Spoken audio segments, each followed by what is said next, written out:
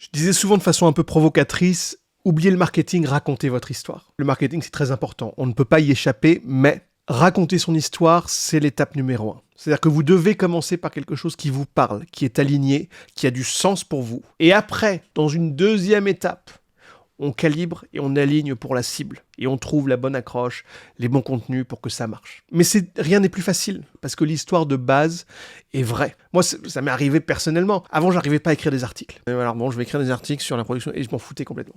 Et j'ai dû faire un travail sur moi pour me dire, mais qu'est-ce qui est important? Où est-ce que je suis doué? Et tout à coup, quand j'ai compris ça, et que j'ai aligné ce que je faisais, c'est-à-dire que j'ai commencé à raconter cette histoire de ingénieur des ponts devenu réalisateur de films.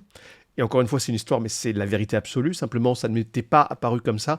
Quand j'ai commencé à raconter cette histoire-là, tout est devenu beaucoup plus simple.